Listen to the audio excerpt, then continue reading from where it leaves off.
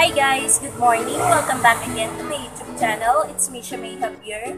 Today is Monday, January 4, 2021 and for today's vlog ay magre-repack po ako ng bigas and sasagutin ko po yung katanungan ng isa kong viewers kung paano nga ba kumikita ang isang maliit na sari-sari store gaya nitong aking sari-sari store. So, let's start!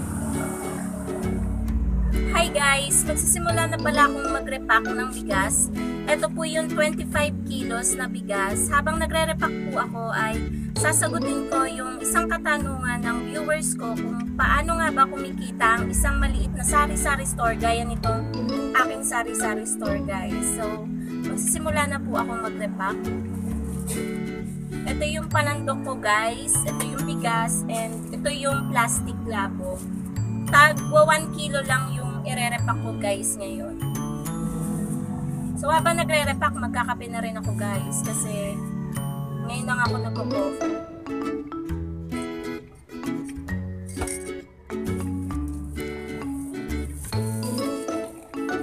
Para sa akin guys, madali lang sagutin yung kung paano kumikita ang isang maliit na sari-sari store. Kagaya nitong sari-sari store ko. Yung mga isasagot ko sa inyo guys ay ibabase ko na lang sa ina-apply ko dito sa aking tindahan.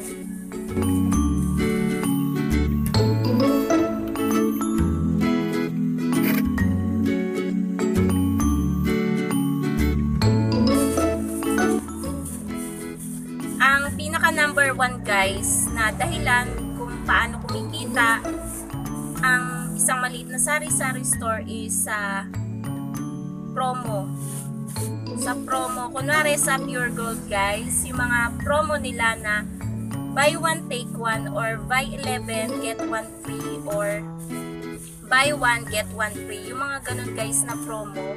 Kasi yung free nun ay pag naipon yun, malaki-laki din yun guys. Pero ang kukunin nyo lang sa promo section ay yung mga fast moving items sa inyong sari-sari store. So, hindi porket nakakita ka guys ng hindi porket nakakita kayo ng buy 1 get 1 free ay kukunin nyo na kahit hindi naman fast moving item sa store nyo. So, may possibility na ma-expired lang yun. So, ang mga kukunin nyo lang is yung mga fast moving item.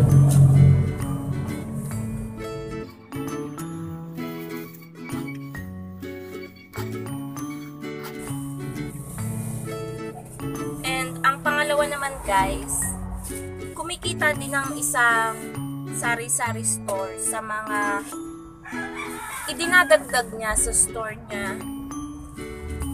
So, tulad ko guys, nagdagdag ako ng siomai, yun, ekstrang pagkakakitaan sa tindahan ko. So, sa siomai na yun, kumikita ako guys, hindi lang dito sa loob ng tindahan, pati sa labas, kasi doon ko din i-display guys yung siomai ko. So yun, extra income din yun. Pero ang pagiging malago ng isang sari-sari store guys ay nasa sa may-ari, nasa owner guys. Kung hindi naman masipag ang may-ari ng sari-sari store, hindi lalago or hindi magiging successful yung business niya or itong sari-sari store. So, kailangan din talaga guys ng sipag at tiyaga sa isang business. Hindi yung puro asa lang sa mga tauhan. Kailangan mismo sa'yo na ikaw, owner ka, sa'yo magmumula yung kasipagan para mahawa yung mga tauhan mo. Magre-repack lang ako guys. So, nakatatlong balot na pala ako guys ng tagi-1 kilo. So, ayan, mabilis mag-repack habang nagsasalita. Sa experience malamig kasi guys. Ganyan yung lalamunan ko kapag malamig yung panahon. Malat talaga. Sa experience ko guys, sobrang liit ng tindahan ko. Nakikita nyo naman sa mga vlogs ko. So, paano ako kumikita dito? Diskarte lang yan guys. Tulad nga ng pagsusyomay ko. Binukod-bukod ko yung mga benta ng sigarilyo, ng bigas, ng siomay. Bukod-bukod yan guys. Kaya nakikita ko kung may kinikita ba ako dun sa paninda ko. Talagang sinipagan ko lang guys. Tinutukan kong maigi yung aking sari-sari store. Kaya siguro naging lumaki siya kahit papano, lumago kahit papano. Nakita nyo naman from 4,200, makikita nyo dun sa isa kong vlog na 4,200 na puhunan ko ngayon ay 50k na. So, panoorin nyo guys kung paano nangyari yon. Ilalagay ko dito yung aking content na yon. So, yan, mapapanood nyo guys kung paano nga ba nangyari yon.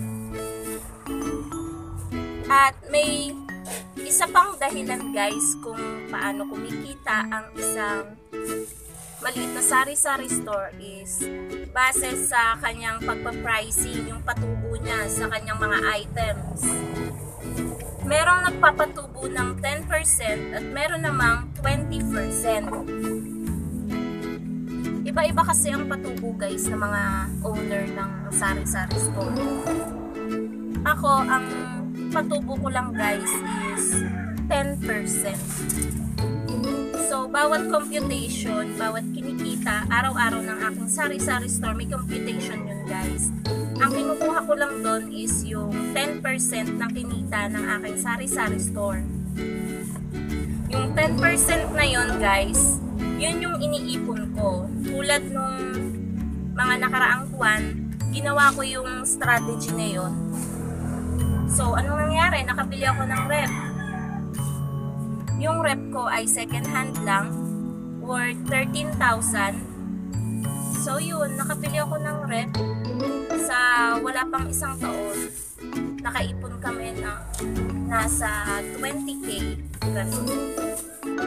So nasa diskarte lang yan guys. Kung ilalagay nyo sa utak nyo na may pinag-iipunan kayo, hindi kayo mapapagastos bumibili ng mga luho nyo sa katawan. So, yun yung pinaka main reason kung bakit nakakaipon ang isang maliit na sari-sari store. So, eto pa pala. Mahalaga guys, yung mga piso, 2 piso na kulang ng mga customer nyo. So, kapag may kulang sila guys na ganun, ilista nyo pa rin. Kasi, yun yung tubo ng iyong mga paninda. Kung hindi nyo yung sisingilin, ano na, diba? Parang binenta nyo lang sa puhunan, diba? Kaya mahalaga yung piso, 2 piso. Ako, mahigpit ako sa ganun. Talagang sinisingil ko talaga yung mga customer ko na laging may kulang sa akin ng ganun. May mga customer kasi guys na kulang yun lagi yung mga dala nilang pera. Sasabihin nila, ibabalik na lang nila. Pero, kinabukasan na, inabot na ng ilang araw, hindi pa rin nila binabalik.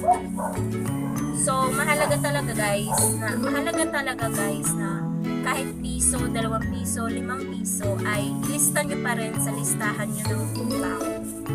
So, yun. Kasi, ito, tulad nitong sari-sari store ko, sobrang liit niya.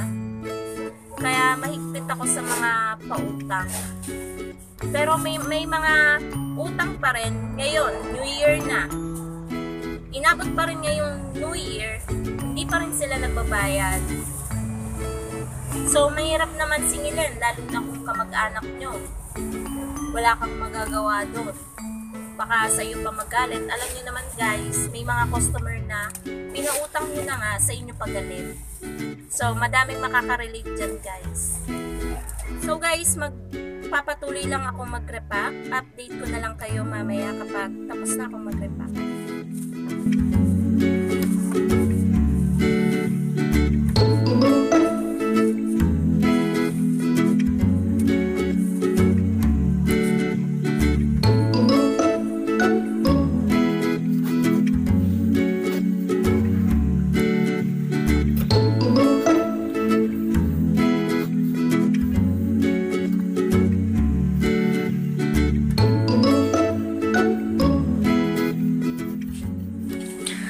ayan na guys, yung nirepack kong tagi 1 kilong bigas.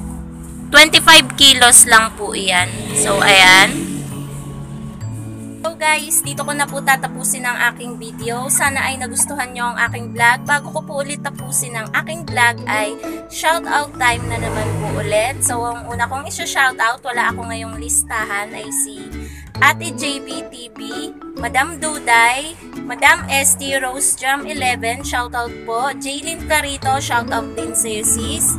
Maricel Favillar, Dal Austria, wala na akong mag-isip. Chin Casiano, Sai Santos, Jake Sara TV.